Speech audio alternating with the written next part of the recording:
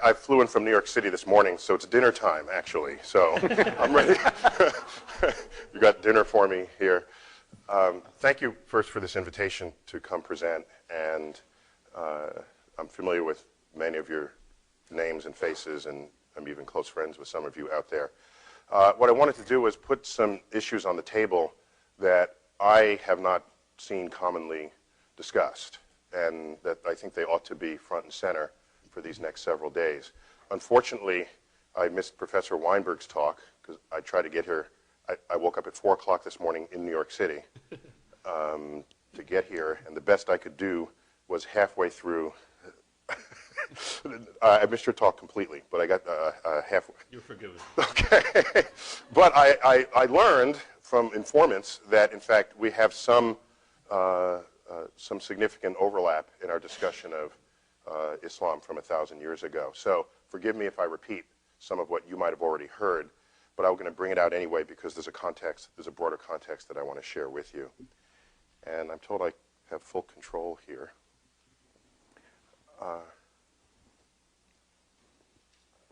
Let's see if this works. Oh, in case you're wondering, that's the Eagle Nebula. One of the few photos that you'll see that are this beautiful that are not by the Hubble telescope. This is a 1-meter telescope at Kidd Peak Observatory in Arizona, and the shape of the eagle is not discernible. It's barely discernible in this frame because the eagle is about 2 or 3 times the size of this, and the head of the eagle would be up here. So up here, and the wings off to the left and off to the right. Perhaps the most famous image of Hubble is a close-up of this zone right here, which has been variously be called the pillars of creation, God's fingers, and all sorts of other sort of religious references. People feel that way when they look at images of the cosmos, of course. I was always curious, though, that in the same universe you have things like the underbelly of a tarantula, and when magnified, no one thinks religious thoughts when they make those observations, when it's part of the same universe. So, but I'll get back to that in a few moments. So here, what I want to do is I want to highlight a few issues. And these are issues that came together for an essay I wrote that appeared in Natural History magazine, the Darwin issue. It was the opening of our Darwin exhibit that is now traveling. It's no longer there at the museum. But the Darwin issue collected together stories, articles on the relevance of evolution, not only as an important concept in biology, but an important concept in all of science. And I thought long and hard about how could I possibly contribute to this, because I don't know enough biology to be meaningful in that issue. And then I realized that there are elements of, in fact, the intelligent design movement that clearly there's a lot of teeth that people attending this workshop have put into that subject. And I asked myself, do I have anything to contribute to that? And I realized that I did. And so I want to sort of fill a niche that I think is left unfilled.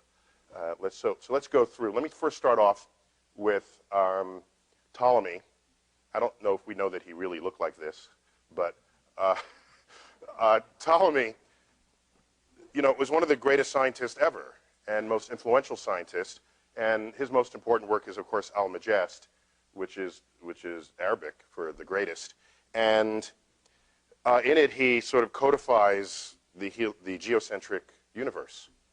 And this Earth-centered universe prevailed for centuries until Copernicus and Galileo turned that around. But what I want to call your attention to are notes that he penned in the margin of the manuscript of his work.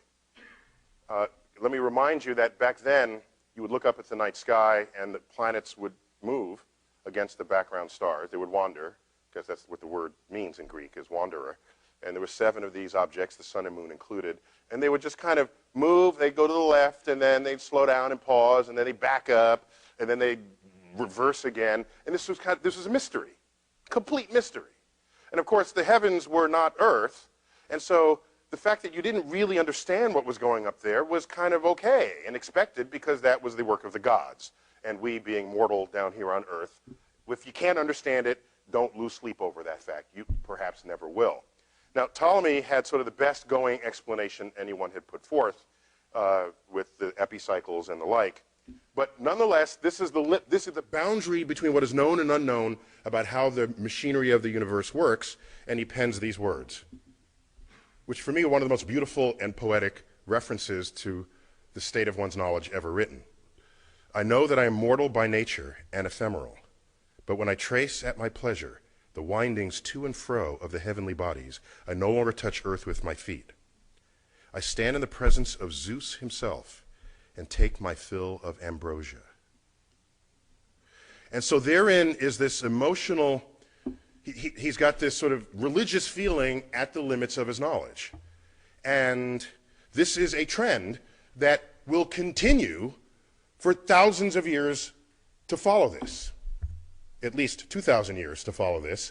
And you don't have, and this whole notion of intelligent design, this is intelligent design. This quote that I just read to you is Ptolemy invoking intelligent design.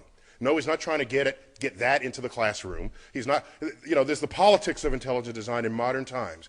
But what I think has been swept under the rug that we have to contend with as a community of people who are sort of truth seekers is the fact that some of the greatest minds that have preceded us have done just this. Okay? That's Ptolemy. But we can go on. Who else do we have? Oh, Galileo, interesting case. Galileo was kind of an exception to this. We all know he was a deeply religious man, and a lot of the trouble he got into was because he was just kind of obnoxious, all right? He could have made nice with the Pope, and he did not. And of course, I'm paraphrasing. I mean, that's the Reader's Digest version of what happened over that period. But let me share with you some lines that he wrote to Christina, who was the Grand Duchess of Tuscany. Some of these quotes you've heard before, but I think they're worth taking to heart. The Bible tells you how to go to heaven and not how the heavens go. That's one of the famous quotes attributed to Galileo. Another one is, I don't feel obliged to believe that the same God who has endowed us with senses, reason, and intellect has intended us to forego their use. And so he was kind of I see him as one of the first to say, all right, if religion if there's any point and purpose to it, it's not to serve as a science textbook. Okay, so he was kind of the first to suggest this division, not to get rid of religion. Of course, like I said, he was a religious fellow himself.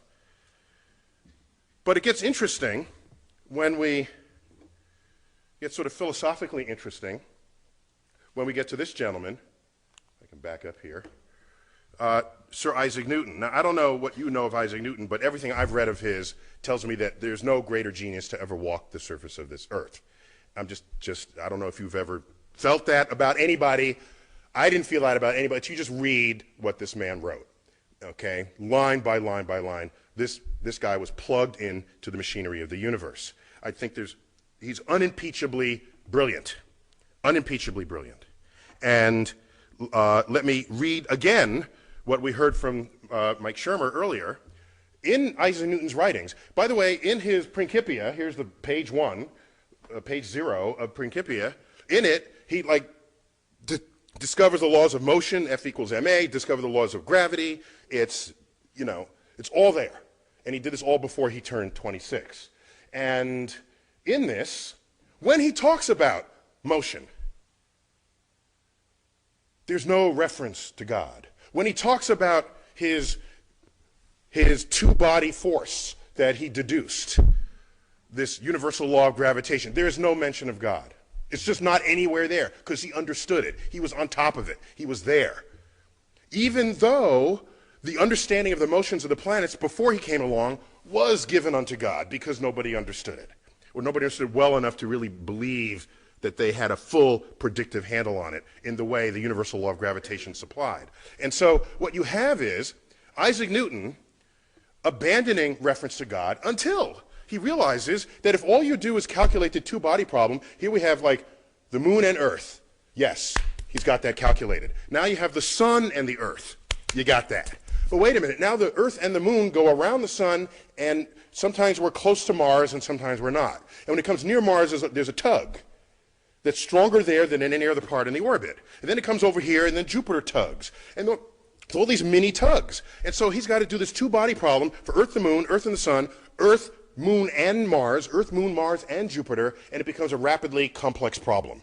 And he realizes that, in fact, applying this simple sort of approach to calculating the stability of the solar system, he finds he can't stabilize the solar system. He can't account for how we have stayed this way for as long as what was possibly necessary from the beginning of the universe. And so what does he say? He's at his limits.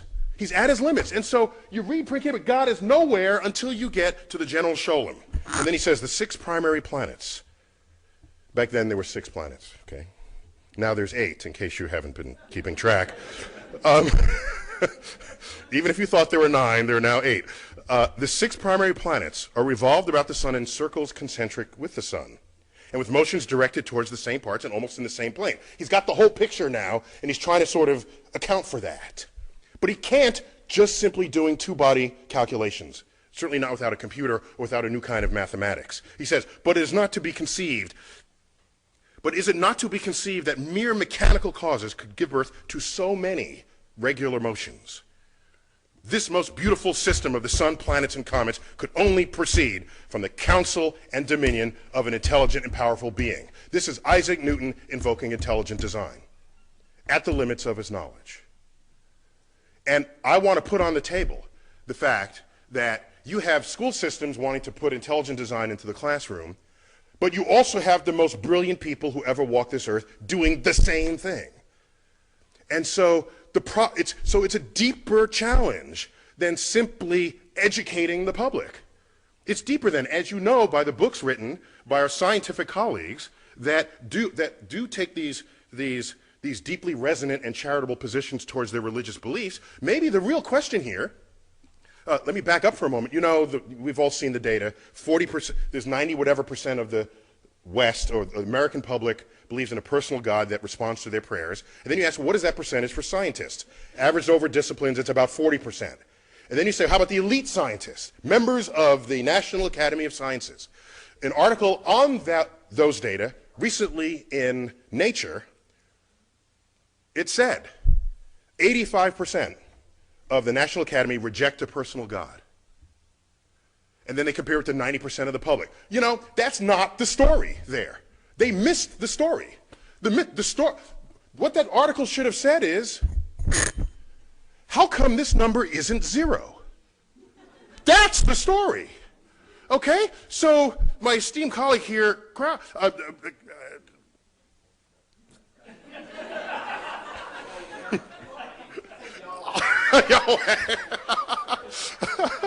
Professor Krauss here says all we have to do is make a scientifically literate public. Well, when you do, how can they do better than the scientists themselves in their percentages of who is religious and who isn't? That's kind of unrealistic, I think. So there's something else going on that nobody seems to be talking about. That as you become more scientific, yes, the religiosity drops off, but it asymptotes.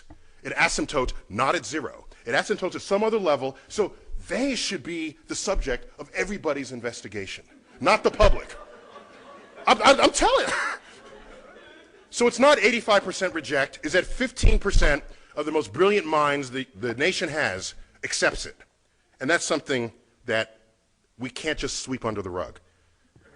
Otherwise, we're being disingenuous to the efforts here.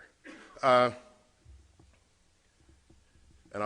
I know I'm standing between you and lunch here, so let me try to go quickly. If you don't think, I think Newton is one of the most brilliant, the most brilliant ever to sort of walk the earth. And I'm not alone in feeling this. This is his statue in Trinity Church in Cambridge, and he's through the open doorway there. And so you get close to the statue. He's without his curls here. I was deeply upset by that. I thought he was like really trendy with his long hair. But apparently that was probably just a wig at all times. You look at the base of the statue, loosely translated, of the genus of all who have ever been human, there is no greater intellect than this man. And so I'm not alone in this sentiment. And this man wrote those words. So, but let's move on, because there's more to talk about here. We don't have to stop at Newton. Let's go to Christian Huygens, all right? Brilliant scientist. I mean, he was great at chemistry, biology, physics, math, Dutch scientist. And he died the year that this work was published, one of my favorite works of science writing, and it's Cosmotheros, which is an exploration on the likelihood of there being life on the known planets, using the available knowledge of the day. So, for example, they knew that, by the way, Huygens was the first to identify Saturn's ring as a ring. If I got that right, Carolyn, is that correct? Oh, no, I thought he was the first to calculate that it would be a ring. He was then Huygens would be the first to observe it. Okay. We have Madam Saturn here in the room, in case you don't know. Okay. My colleague Carolyn Porco, who we'll be hearing from later, I've just been told. But anyhow, so Huygens, brilliant fellow, and one of the probes on the Cassini spacecraft was called Huygens, a European probe that descended to the surface of Titan. And so he's an important figure in the history of science. So what does he say in his writings? Well, you look at the year, 1696, gravity was well known, laws of motion were well known, Newton was quite influential well before the turn of the century there. And so when he talks about the orbits of the planets, it's done. Talks about the moons of Jupiter, done. Talks about the new rings around Saturn, done. It's all fine. But when he talks about biology and life, something that's not well understood then or today, boom, there goes his references to God. But references to God were nowhere else in those writings. Nowhere else. He says, I suppose nobody would deny but that there's somewhat more of contrivance, somewhat more of miracle in the production and growth of plants and animals than in lifeless heaps of inanimate bodies. For the finger of God and the wisdom of divine providence is in them, much more clearly manifested than in the other. He doesn't say that about the orbits. We're done with the orbits, as Mike Shermer had noted. We're done. He's in a place where nobody really has the answer. So he invokes, this is intelligent design once again. Pure out, flat and simple. So, you know this story. I have to tell it because it's just great. All right? So Laplace, Pierre Simon de Laplace, at the end of the 18th century, wrote a 5-volume tome on celestial mechanics. A brilliant piece of work. It's there. It weighs a lot on the shelf. And what it does is it takes Newton's laws of gravity and brings them into a full expression with the hammer of calculus. Okay? He brings all the armament of mathematics to bear on the laws of physics that were put forth by Isaac Newton. Isaac Newton only touched on them. They were not fully developed. And in this work, he demonstrates, he further develops something that had been percolating in the mathematical community, but he develops, and one might even say perfects, a branch of math we would call perturbation theory, where instead of pulling your hair out saying, well, how do you calculate this pair of forces and this pair, and all the equations go to hell, in perturbation theory, it allows you to systematically and reliably calculate the effect of a small tug in the presence, a series of small tugs in the presence of singular big tugs. And that's kind of what what's going on in most of the solar system. And when you do that, and you do that properly, you can demonstrate, notwithstanding effects of chaos, which have other timescales related to them, you can demonstrate that, in fact, the solar system was stable beyond the predictions of Isaac Newton. So, he figures this out, does not invoke God, because he figured it out. And in a story that may be apocryphal, but I see more in support of it than against it, this time coincides, of course, with the era of Napoleon, Napoleon being French, and Laplace being French, no translation necessary. Napoleon, if you visited his library, it's not just sort of books of world history and battles, it's engineering books, it's physics books. This man wanted to know where his cannonballs would land, all right? He was much more than just sort of a lucky general. He was into the physics, the engineering, and the material science of war.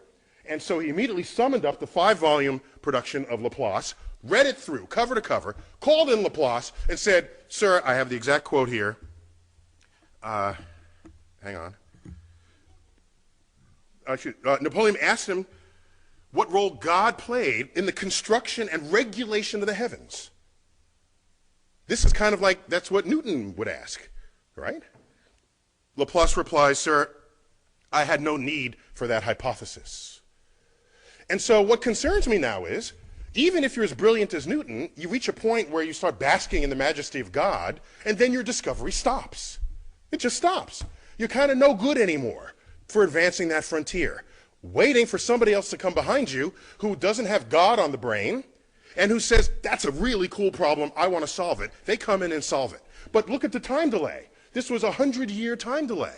And the math that's in perturbation theory is like crumbs for Newton. He could have come up with that. The guy invented calculus just on a dare, practically. When someone asked him, Ike, how come planets orbit in ellipses and not some other shape? And he couldn't answer that. He goes home for 2 months, comes back, out comes integral differential calculus, because he needed that to answer that question. And so this is the kind of mind we were dealing with Newton. He could have gone there, but he didn't. He didn't. His religiosity stopped him. And so we're left with the realization, of course, that intelligent design, while real in the history of science, while real in the presence of sort of philosophical drivers, is nonetheless a philosophy of ignorance. And so, regardless of what our political agenda is, all you have to say is, science is a philosophy of discovery, intelligent design is a philosophy of ignorance. That's all. I don't need to see whether, have you discovered anything lately? If not, get out of the science classroom. But I'm not going to say, don't teach this, because it's real, it happened. So I don't want people to sweep it under the rug, because if you do, you're neglecting something fundamental that's going on in people's minds when they confront things they don't understand. And it happens to the greatest of the minds, as it happens to everyone else, many, if not most other people in the public. So let me blow through some last set of slides here. I want to call something to your attention that we all know intuitively, whether or not you've thought about it explicitly. You go around the world and you find times and places where nations have excelled in one subject or another. There's a birth of that period of where they excel, and then there's a peak, and sometimes it drops off, and sometimes they hang on. And so you can ask the culture of that. What was going on in that nation to support those discoveries? And then what happened when they ended? And so I call that sort of naming rights. If you were there first and you did it best, you name things. Particle physics in this country, in the United States, was like going gangbusters after the Second World War. And the discovery of atomic elements, look at the periodic table. There's berkelium, californium, we got half the United States up there in the upper, heavier elements of the periodic table. Am I right there, Sir Weinberg? Okay, I don't want to. That's not because the world liked California or Berkeley. It's because the work was done here. It's because there was an effort to excel in just those subjects. And it shows up in other ways. Well, I'll give you just briefly. Part of the naming rights is that you don't have to name it. So, for example, while we didn't invent the internet, we certainly exploited it here in America. We did that sort of first and best. And so your email address does not end in .us. Everybody else is in the world, they got to say what country they came from. We don't. Okay? It's simple, but it's the consequence of being there first and doing it better than anyone had done it before. Do you know that the British postage stamp is the only postage stamp in the world that does not identify the country of origin? Because they invented postage stamps. So why should they have to say what country it is? It's their invention. Okay? Check them out. It's just the facts of this. The constellations of the night sky, it's the Greek and Roman, and it's lasted to this time because they did a really good job thinking that stuff up. All the mythologies of the heavens, that really stuck with us. All right, so I'm going to make a larger point, not to get gratuitous on you here, but September 11th, 2001, as we all know, this was going on in New York City. This is the view outside of my window. I live 4 blocks from ground zero. Excuse me, this is the corner of the building in which I live. I went outside to get this view. I was at the time judging whether I should go collect my daughter, who was in an elementary school 2 blocks north of the North Tower. North is to the right in this picture. So I want to get a closer view with a highly magnified zoom lens to see what, while that was happening, the plane flew into the South Tower. And so no one was thinking terrorism until the second one was hit. The first one was just sort of a bad tragedy. And so these are just 3 frames from my camcorder. This is at t equals 0. This is 1 second, well, like actually a fraction of a second. The plane was moving probably 500 miles an hour. And just to understand, the black building, that black sort of monolithic building, that is 50 stories tall. This is New York City, people. So tall buildings are kind of, they're just all over the place. And that's just a hotel, a 50-story hotel. And it's, the towers are foreshortened because they're the angle at which this is shown. I put these up because a few days after this, President Bush, I don't remember where he said this, on the steps of the White House, in the Rose Garden or at the Capitol, in an attempt to distinguish we from they, the terrorists who flew these planes into the buildings and into the, that went down in Pennsylvania and in Washington, to distinguish we from they, he loosely quotes a phrase out of the Bible by saying, our God is the God who named the stars. Now, this is before I was on his Rolodex, okay?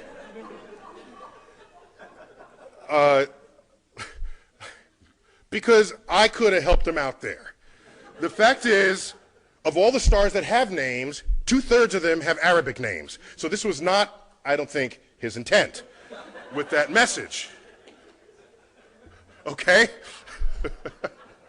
While the constellations are Greek and Roman, the names are Arabic, all right? And the list just goes on and on and on and on. And so where does this come from? How does this happen? How do you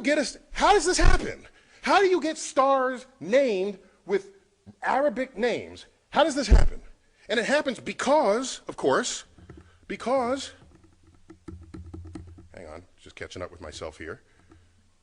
Okay? It happens because there was this particularly fertile period that Professor Weinberg duly discussed. And around that period, that 300-year period, the intellectual center of the world was Baghdad.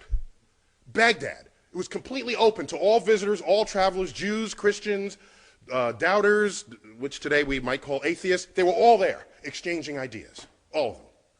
All of them. And it was that period where you had the advances in like engineering and biology and medicine and mathematics. All right? Our numerals are called what? Arabic numerals. They ever stop and think about that? You know, in America, do we take pause at this? Why are they called Arabic numerals? Okay, they fully exploit the discovery of the zero, create a whole field called algebra, itself an Arabic word. Algorithm is an Arabic word. All this is going on, and it's all traceable, not to some long 1,000-year tradition in Islam. It's traceable to this 300-year period. This 300-year period.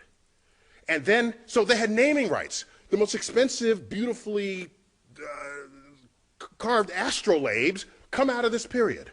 There's a great collection of these at the Adler Planetarium in Chicago, if you ever want to check them out. So navigation, celestial navigation, all of this is traceable to this period.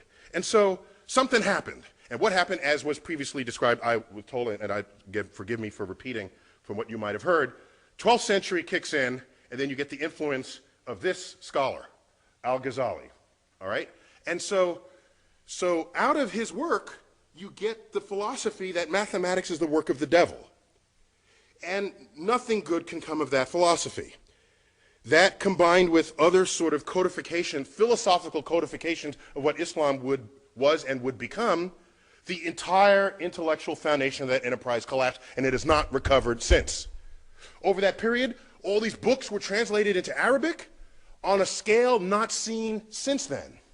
And so why am I even going here? Because I'm trying to explain to you that you fast forward, the dangers here is that you fast forward to 21st century America and ask, what influences are we feeling now?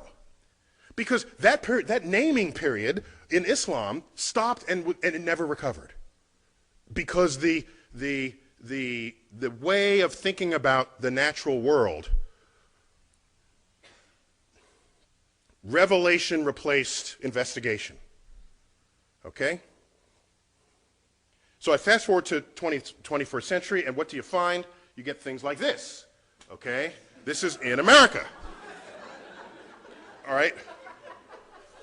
So now, what I find interesting is it's the level of passion that it requires to actually do it. You got to like pay for this, okay? And it means a lot of people are pissed off at the Big Bang. They're pissed off at the Big Bang. At our museum in New York, the American Museum of Natural History, they come to the Big Bang exhibit, and sometimes I don't feel like having that conversation. I say, why don't you go to our hall of human biology first, and then come to us? And that's where we have sort of monkeys holding hands with people in skeleton forms, and then they never make it back to the Big Bang. They're gone forever. Okay, so however egregious the Big Bang is, monkeys and people is a worse transgression, apparently.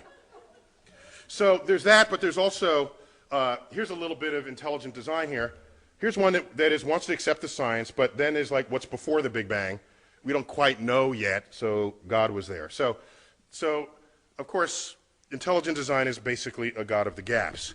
But my favorite way to end this, then, is to just reflect on, I want to do it just a fast tirade on stupid design, and this will be fast. Look at all the things that just want to kill us, okay?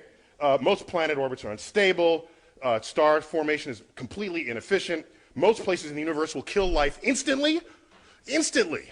There are people that say, oh, the forces of nature are just right for life. Excuse me. Just look at the volume of the universe where you can't live. You will die instantly. That's not what I call the Garden of Eden, all right?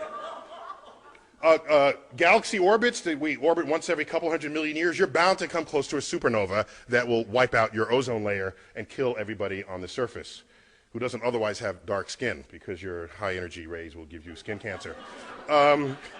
We're on a collision course with the Andromeda Galaxy. Gone is this beautiful spiral that we have. And of course, we're on a one-way expanding universe as we wind down to oblivion, as the temperature of the universe asymptotically approaches absolute zero. That's the universe. Then Earth, volcanoes, tsunami just killed, I think that number's higher, up 200,000 people, floods, tornadoes. None of this is any sign that there's a benevolent anything out there. And this 90% should be 99%, as was earlier noted. That's of all life that has ever lived is now extinct. Inner solar system is a shooting gallery. Comets, asteroids, duck. And look how long it took to make multicellular life. Not from the beginning of the Earth. Life happened quickly, but not multicellular life. You needed your cyanobacteria to sort of crank on the oxygen, get the oxygen budget going. Then you could have that's sort of rocket fuel for multicellular creatures. But that took 3.5 billion years. That's hardly an efficient plan with us in mind. And in human beings, this is like the most tragic of them. I don't even include here the expression of free will where people want to kill each other. I'm talking about nature killing us without the help of human beings. Aggressive childhood leukemia, hemophilia, all of this. And we so much praise about the human eye, but anyone who's seen the full breadth of the electromagnetic spectrum will recognize how blind we are. Okay? And part of that blindness means we can't see, we can't detect magnetic fields, ionizing radiation, radon. We are like sitting ducks for ionizing radiation. We have to eat constantly because we're warm-blooded. Crocodile eat a chicken a month, it's fine. Okay? So we're always looking for food. These gases at the bottom, you can't smell them, taste them, you breathe them in, you're dead. Okay? So, I'm almost done. I'm sorry, I'm taking up your time here. So, and with the birth defects, most are unknown. Look at this. Others, it's like abuse and infection and stuff that human beings had something to do with.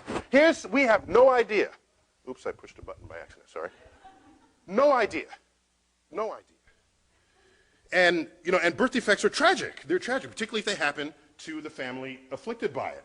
And you just look at images of these aborted fetuses because of and most of these are stillborn, others are born with a heart outside the body.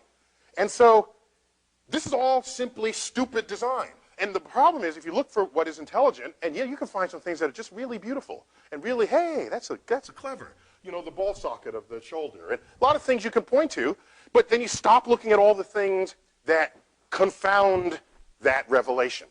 And so if I came upon a frozen waterfall and it just struck me for all its beauty, I would then turn over the rock and try to find a millipede, okay, or some kind of deadly newt, and then put that in context and realize, of course, the universe is not here for us, for any singular purpose. My favorite of all is, of course, you eat, breathe, eat, and drink through the same hole in your body, guaranteeing that some percent of us will choke to death every year, okay?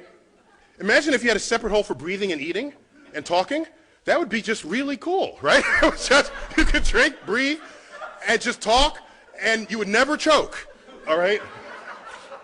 And it's not a hard request. Dolphins breathe and eat through different holes in their body. And that's a mammal. So I'm not, you know, this is like Santa Claus could bring this one. And this one, of course, my favorite of all, like, what's this going on between our legs, right? As you've heard, like, you've heard it. It's like an entertainment complex in the middle of a sewage system. No engineer would design that at all, ever. It's like the wrong juxtaposition of elements.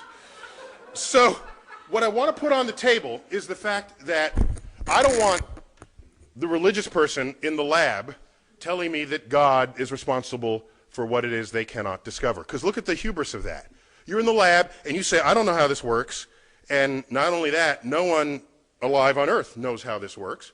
And not only that, no one who will ever be born will know how this works. That's kind of audacious when you think about it. And then you put it down and go on to the next problem. If this problem is a cure for Alzheimer's or cancer or whatever else, I don't want them in the science classroom. And so the issue is simply about progress and discovery. And in my recent forays into Washington, well, I've been closer to a community of Republicans than I have ever been in my life, because I grew up in New York City. And in New York City, I think that person is Republican back there. You see? No, not that one, the one behind that person. Yeah, that's a Republican. There's another one. That's in New York. So you grow up this way, and I get sort of baptized into a Republican administration. I had 2 consecutive appointments in the Bush administration, one on aerospace, on the aerospace industry, and one on space exploration, NASA's future, basically. And I realized something, spending that much time in the community of powerful Republicans, that Republicans, above all else, do not want to die poor. So there's a limit to how far this will go. And I bet most people in this room, even those assembled at this table, were highly concerned about the Dover trial, wondering how that would turn. And I looked at that and I said, I'm not worried, because it's a Republican judge. And in the end, if you put people who are not making discoveries in the science classroom, that is the end of the foundation of your future economy. And so I had a little more confidence than others did because of this sensitivity to the money aspect of it. But we all know tomorrow's economies will be founded on innovations in science and technology, and of course that gets cut short if we lose our civilization, as what happened in Islam in 1100. And the last thought I'll leave you with, which concerns me greatly, if you do the math, okay? You know, just look, you look at all the Nobel Prize winners there ever were, some even in this room, and ask how many were Muslim. And it's like 1, maybe 2, okay? I think a second one was in economics. And the one we referred to was described earlier, the co-winner of the Nobel Prize with Professor Weinberg, Abdus Salam. And he's not Middle Eastern Muslim, he's Pakistani Muslim. Okay? Now, how many Nobel Prizes are won by Jews? It's like the 1/4 of the Nobel Prizes. Okay? Some high fraction of the total. And then you look, how many Muslims are there in the world? It's like 1 billion Muslims. How many Jews? 15 million tops. Okay? So you could ratio these numbers. Had Islam not collapsed in its intellectual standing in the year 1100, and you just do the ratios, they would have every single Nobel Prize today. So the fact that it's not only just a few, it's near zero, is deeply worrying. I'm concerned about what brilliance may have expressed itself and did not in that community over the past 1,000 years. And so what I want to put on the table is why, so that's the end of my talk, but I want to put on the table Not why 85% of the National Academy rejects God. I want to know why 15% don't. And that's really what we got to address here. Otherwise, the public is secondary to this. Thank you for your attention here.